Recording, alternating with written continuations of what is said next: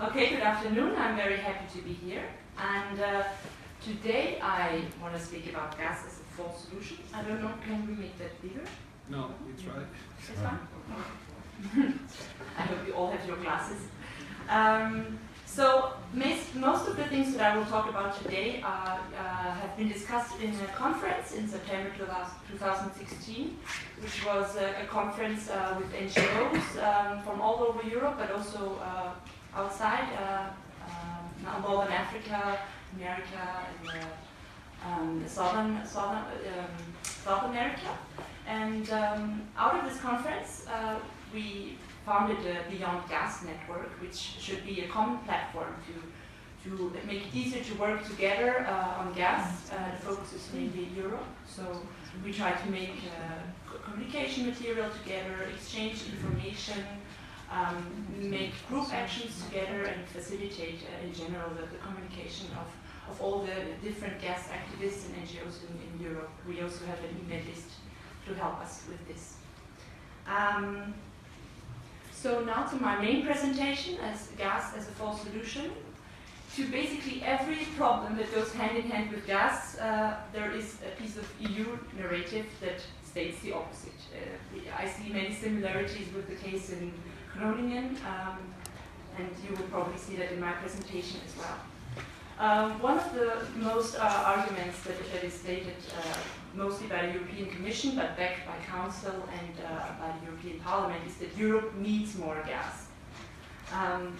There are projects planned now to increase the import capacity of gas in Europe by 58%, while at the same time we already have significant overcapacities in gas infrastructure. And for example, LNG, liquefied natural gas infrastructure, is only working at 25% of their capacities. In Rotterdam, here in the Netherlands, there is an LNG terminal that only works at 10% of its capacity. So we have very striking numbers about the overcapacity here. Also, the impact of the domestic production decline, and here Groningen is cited very often, as well as the switch to away from coal and nuclear power, are overestimated. And just recently, the International Energy Agency published a report saying that the growth of renewable energy can very easily compensate for the decline in fossil fuel and nuclear power production in OECD Europe. We have other numbers. We have a huge potential for energy efficiency. For example, in Eastern Europe, there has been a report by the Building Performance Institute finding out that gas demand can be reduced by 70% with profound retrofitting actions, and also the investment will soon and largely be paid off by energy savings resulting from that. The Commission itself says in its energy efficiency communication that for every % improvement in energy efficiency, we reduce our import dependency on gas by 2.6%. So the numbers are speaking for themselves. There is a very, very striking case of traditional overestimation of gas demand by the European Commission.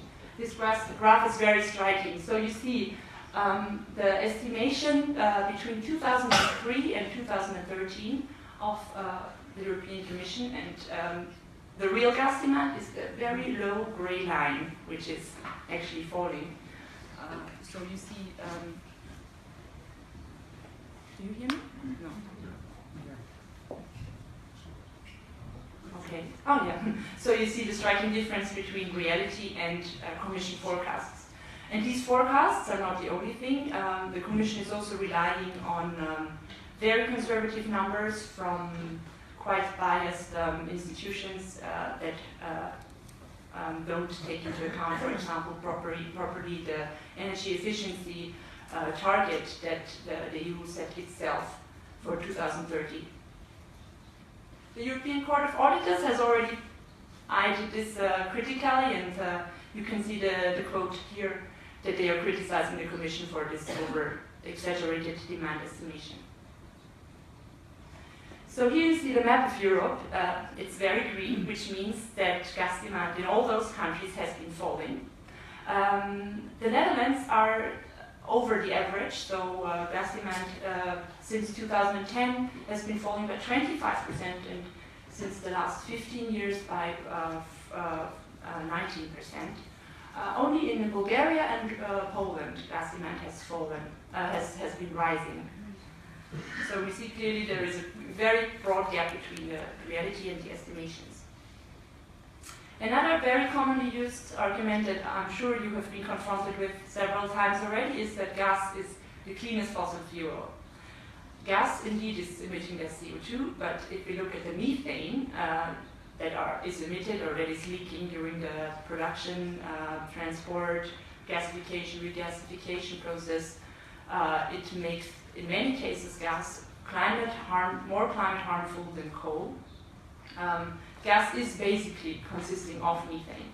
And the European Commission is using a 100-year time frame to calculate how climate harmful in comparison to CO2 methane is. Given the urgency that we will have to act in order to reduce the global warming, a 20-year time frame or even a 10-year time frame is a lot more realistic.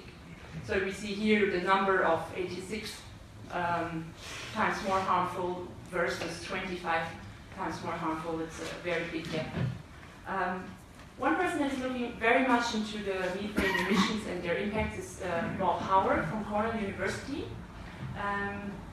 He has calculated that these emissions of methane that is unburned cannot exceed 3.2%. Otherwise, gas is more harmful than coal. In Europe, he estimates that this number is 3.6.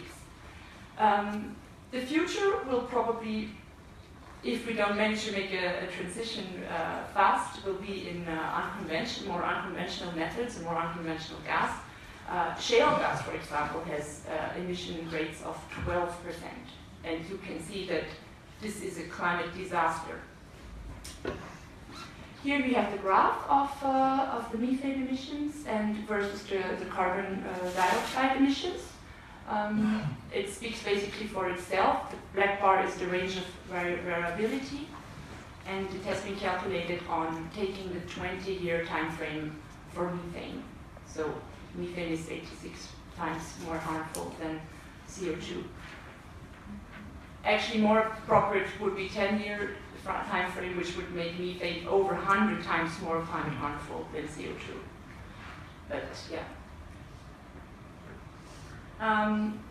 The European Union is talking very much about liquefied natural gas, which is gas that is cooled down and liquefied to be compressed to 1/600th of its original volume to transport and store it easier. LNG has the whole very complex process is causing even more methane, more possibilities for methane emissions. Already now we have regular shipments from LNG from all over the world, and this shipment is also having a huge climate impact because per day that these cargoes are on the sea, a percentage of the cargo of the LNG has to be boiled off in order to keep the pressure so that there are drilling methane emissions. LNG from Australia that is being promoted in the LNG strategy that has been passed last year takes 23 days on the sea. LNG from the United States that is mainly fracked gas, and we all know partially all the bad effects that fracking has, is 10 days on sea.